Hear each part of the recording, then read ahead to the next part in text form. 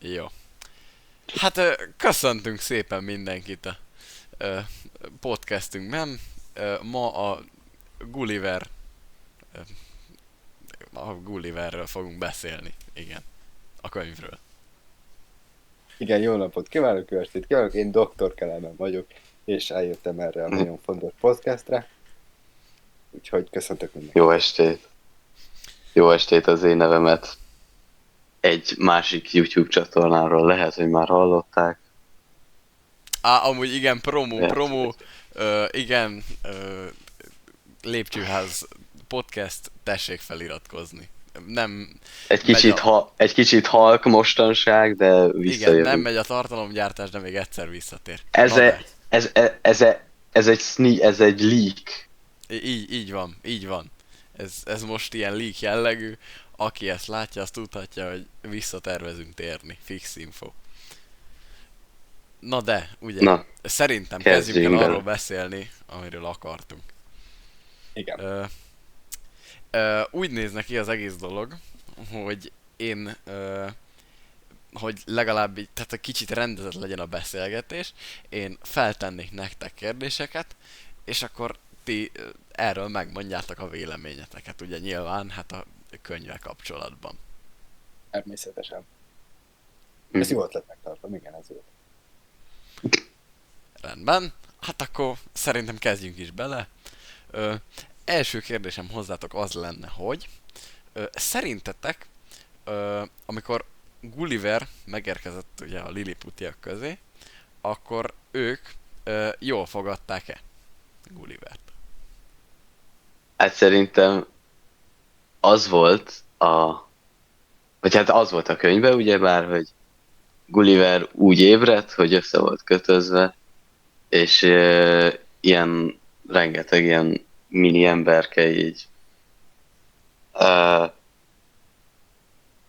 eléggé, eléggé erős érzelmekkel fordult felé, hogy akkor ő most a ellenséges törzstől jött, és hogy akkor ők küldték, hogy támadja meg őket, de viszont amint látták, hogy Gulliver nem tudta ki egyáltalán az ellenséges törzs, így semmiféle dolgot, tehát hogy nem volt képbe semmivel, így a harcos, aki így beszélt vele, így látta, hogy teljesen Ugye ártalmatlan.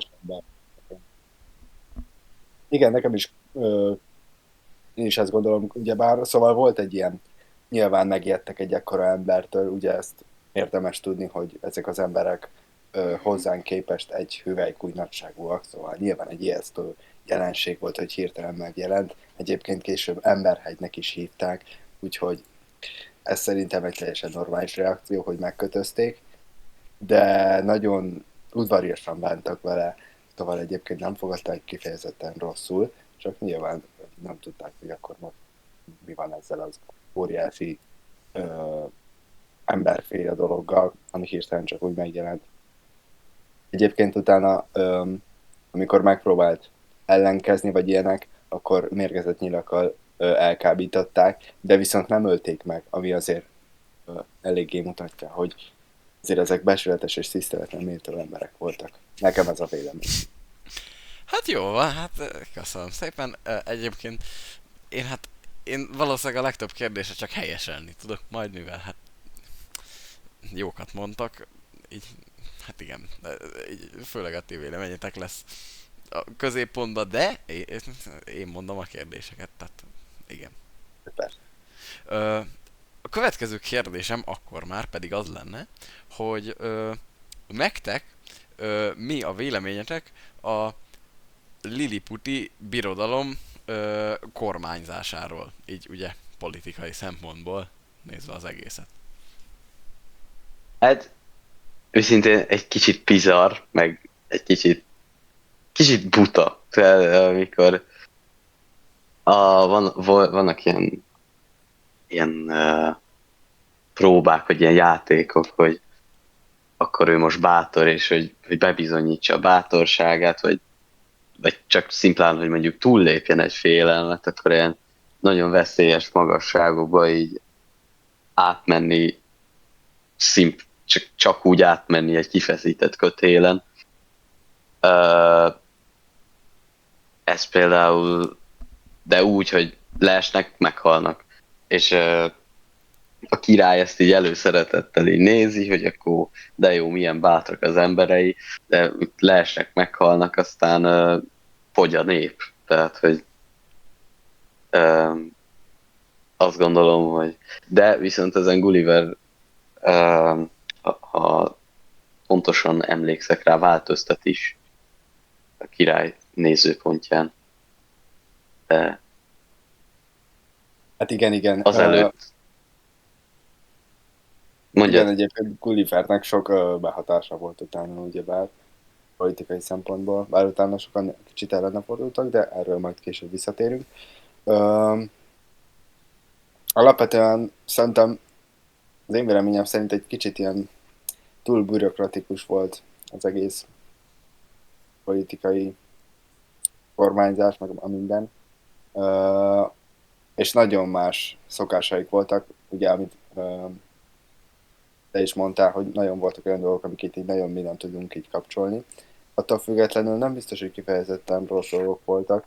Alapvetően én úgy tudnám jellemezni, hogy egy ö, ideálisnak tűnő bürokrata államforma az, amit itt elvázolnak. Ugye király létezik, meg dinasztia, meg minden, úgyhogy igen. Alapvetően szerintem én nem gondolnám, hogy pontosan egy jó államfajta lehet, de viszonylag hatásosnak tűnik egyébként.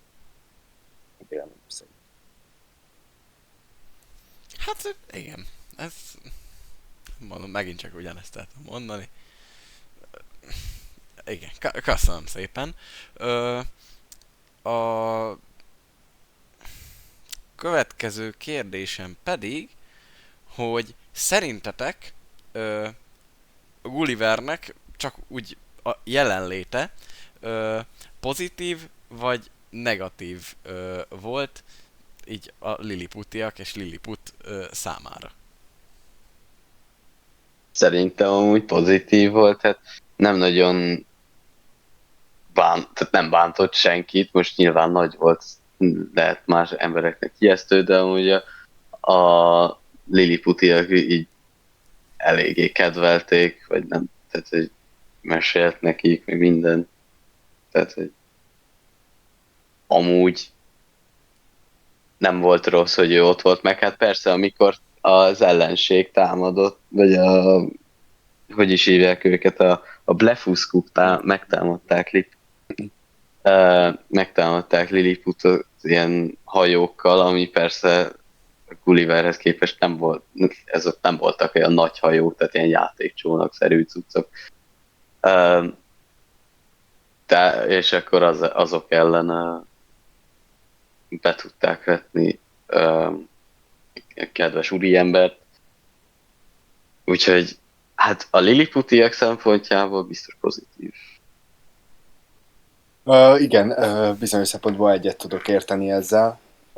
Leginkább ugye itt, ahogy mondtad, a háborúnál nagyon fontos dolog volt, meg ugye építkezés, meg ilyen dolgoknál nyilván sokkal nagyobb volt a teherbírása, mint ugye egy sokkal kisebb embereknek.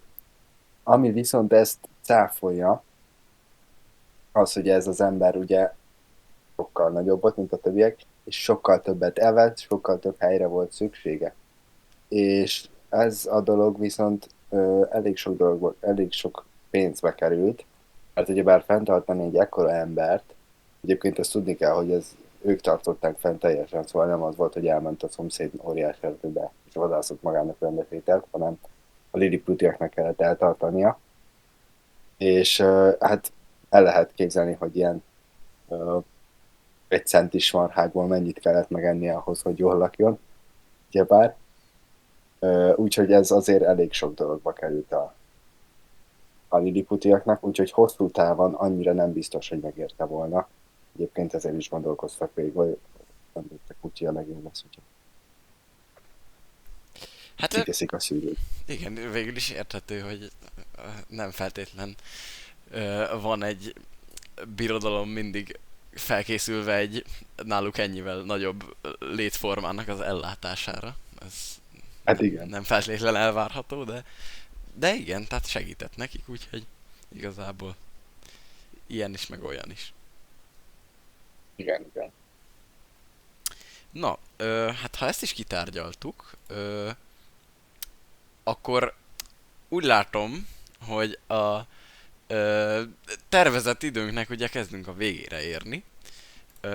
Tehát még egy kis bónusz kérdést így a végére még beszúrnék. Igen.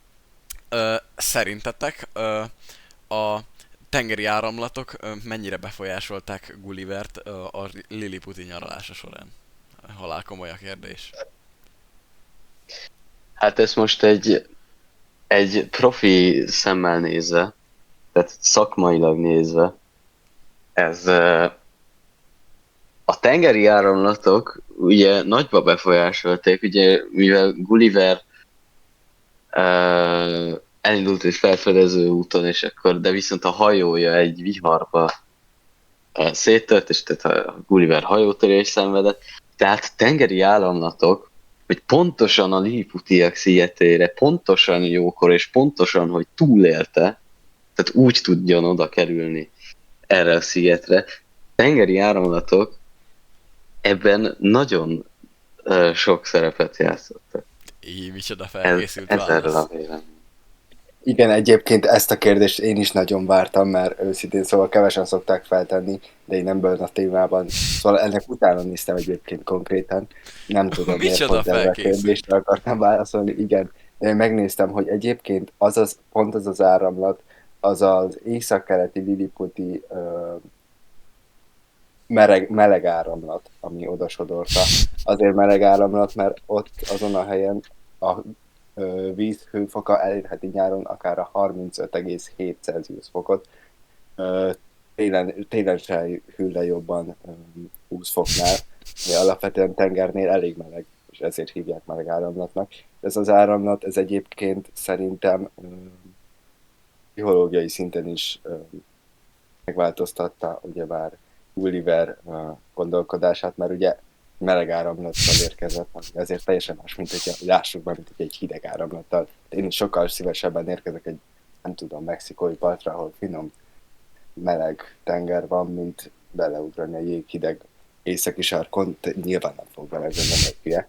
Úgyhogy igen, szerintem egyébként ez még pozitív hatással is volt, hogy ezzel az áramlattal érkezett. Így ez szerintem nagyon fontos dolog. Így van, de ugye mindehhez figyelembe kell venni a pockoknak a repülési szögét és sebességét is. Tehát azért, Azt mindenképpen. Gólyákét. De annak néztél? Igen. tehát azért ezt ne feledjük. Na jó van. Hát akkor szerintem ennyi lett volna. Reméljük elég, meg jó. Igen. És Persze, hogy jó. reméljük, hogy a felvétellel sincsen semmi gond. Szerintem jó. egyébként én nagyon köszönöm szépen ezt a beszélgetést. Szerintem kitárgyaltuk a témát, és bárki, aki szeretne fontos dolgokat megtudni ebből a témákkal kapcsolatban, okosabb lehet, hogyha meghallgatja ezt a podcastet. Így van. Persze. Ez így van. Akkor Hát köszönjük szépen. Köszönjük szépen! Szép estét. A Iratkozzatok viszontlátásra. igen, dobjatok egy lájkot, meg ilyenek. Stb. Igen. Igen, pontosan. A viszontlátásra. Viszlát, viszlát.